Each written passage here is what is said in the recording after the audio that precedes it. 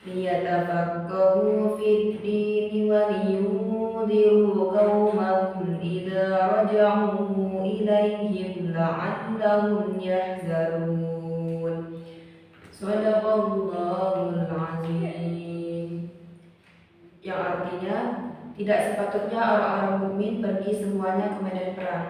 Mengapa?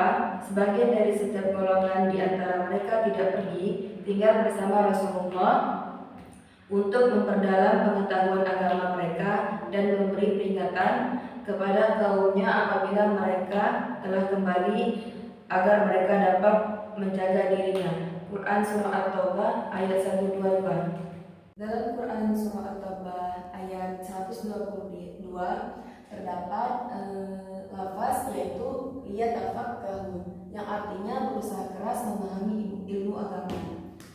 Dalam berusaha keras ini kita membutuhkan sikap yang sungguh-sungguh. Selanjutnya, memahami ilmu agama. Memahami ilmu agama adalah suatu kewajiban.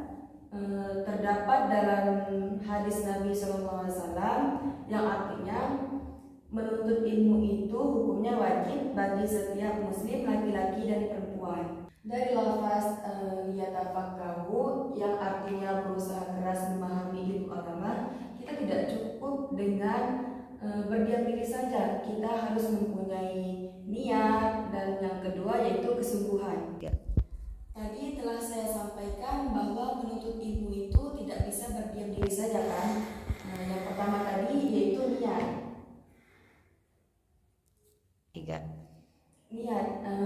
Niat adalah suatu keinginan dan tujuan yang ingin kita capai, yang terletak dalam hati, yang mana terdapat dalam hadis Nabi yang berbunyi innamal a'malu binniyat, yang artinya sesungguhnya segala sesuatu tergantung pada niat.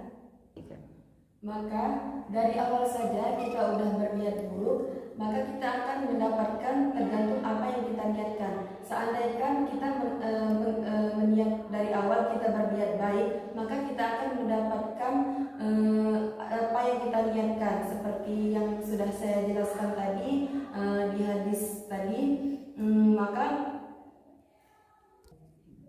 maka segala sesuatu tergantung pada niat. Ketika niat kita saja dari awal sudah buruk, maka kita akan mendapatkan hasil apa yang kita niatkan. Jika kita berniat baik, maka apa yang kita dapatkan itu akan bermanfaat bagi kita juga dan hasilnya akan memuaskan. Maka untuk kita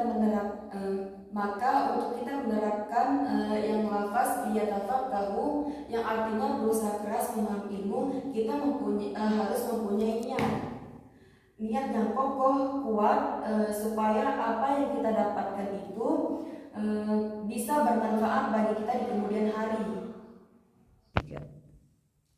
Yang kedua yaitu kesungguhan. Kita harus mempunyai kesungguhan dalam belajar, harus berusaha.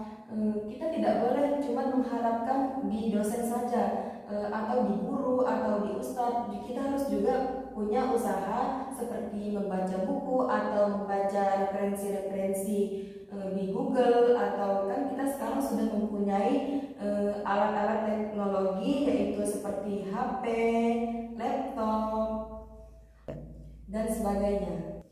Dalam kesungguhan kita tidak bisa bermalas-malasan seperti tidur-tiduran, nyekrol TikTok, ataupun nongkrong-nongkrong. Ketika kita sudah melakukan kegiatan-kegiatan yang tidak bermanfaat seperti itu, maka kita akan berubah mindset kita yang awalnya kita bersungguh-sungguh untuk belajar, tapi ketika kita sudah melakukan kegiatan-kegiatan tidak bermanfaat, maka belajar kita itu akan menurun. Keinginan kita untuk belajar itu akan menurun jika kita melakukan kegiatan-kegiatan tidak bermanfaat seperti yang telah saya sebutkan tadi. Dalam memahami ilmu agama, kita mempunyai kesungguhan. Jika kita tidak mempunyai kesungguhan, maka kita tidak akan mau untuk berusaha keras untuk belajar. Dalam menerapkan lafaz liyatafaqahu, yaitu yang artinya berusaha keras memahami ilmu agama, Tadi telah saya jelaskan bahwa terdapat 2 poin. Yang pertama, niat. Kita harus membentuk niat yang kokoh. Dan yang kedua yaitu kesungguhan. Kita harus membentuk niat yang kuat. Setelah kita menerapkan lafaz liyatafaqahu tadi, yang artinya memahami ilmu agama, di poin yang kedua ini yang berbunyi liyuziru, yang artinya mengerjakan. Setelah kita memahami pelajaran-pelajaran, ternyata kita juga dianjurkan untuk mengajarkan kepada orang lain lagi.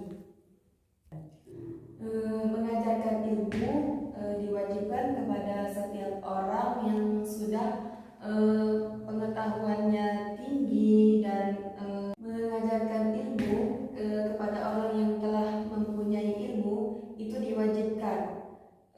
Yang sudah memahami ilmu, tidak seharusnya kita itu menyampaikan sesuatu kepada orang itu menunggu kita itu menjadi orang yang hebat, tapi ketika kita sudah memahami ilmu, kita juga wajib untuk menyampaikan kepada orang lain. Sebagaimana dalam hadis Nabi, yaitu yang artinya sampaikan dariku meskipun cuma 1 ayat. Mengajarkan ilmu adalah suatu amalan bagi kita juga, karena dengan kita mengajarkan kepada orang lain, maka kita akan teringat terus apa yang kita pelajari sebelum-sebelumnya. Dengan kita mengajarkan kepada orang lain, maka kita bermanfaat bagi kita dan orang lain juga. Jadi, mengajarkan ilmu itu sangat penting kepada orang lain. Karena bagi orang yang tidak mengamalkan ilmunya, bagaikan pohon yang tidak berbuah. Percuma kan kalau pohon yang bagus kelihatannya, tapi dia tidak mempunyai buah. Kita jangan pernah takut untuk menyampaikan ilmu kita kepada orang lain. Meskipun kita memandang bahwa dia itu lebih tinggi pengetahuan daripada kita, tapi kita jangan beranggapan bahwa dia itu tidak menerima apa yang kita sampaikan. Dia akan menerima apa yang kita sampaikan. Jadi sampaikanlah. Mungkin dia itu nggak tahu yang dia lakukan itu tidak boleh. Jadi kita jangan segan-segan untuk menyampaikan apa yang telah kita ketahui kepada orang lain. Karena ilmu itu tidak melihat siapa yang menyampaikan, tapi apa yang dia sampaikan kepada orang itu. Nanti kita kan akan menjadi seorang guru, jadi tugas guru itu kan mengajar. Seperti kita ketahui bahwa kita kan, terutama saya sendiri, mengambil jurusan pendidikan agama Islam. Nanti saya itu akan mengajar tentang Al-Quran, hadis, akidah akhlak, fikih, SKI. Sebelum kita mengajarkan kepada orang lain itu, maka kita harus belajar memahami apa yang ingin kita sampaikan hari ini atau esok yang akan disampaikan untuk ke murid-murid kita. Guru itu harus mencontohkan yang baik, yang dimana pada pekan lalu kita telah diberi contoh oleh Pak Yadi, bahwa contohnya itu diambil dari kami kuliah online. Beliau mencontohkan bahwa beliau buka kamera, jadi kami itu harus mengikuti apa yang telah beliau contohkan, yaitu kami juga harus membuka kamera. Jadi di dalam mengajar, guru harus juga mencontohkan yang baik, seperti adab, akhlak, atau dalam berpakaian. Guru juga tidak hanya menyampaikan materi saja, juga harus memahami karakter setiap siswanya. Baiklah, mungkin di video kali ini hanya inilah yang dapat saya sampaikan. Kurang dan lebihnya saya mohon maaf. Kepada Allah saya mohon ampun. Jika ada kelebihan itu datangnya dari Allah, dan jika ada kesalahan itu datangnya dari diri saya sendiri.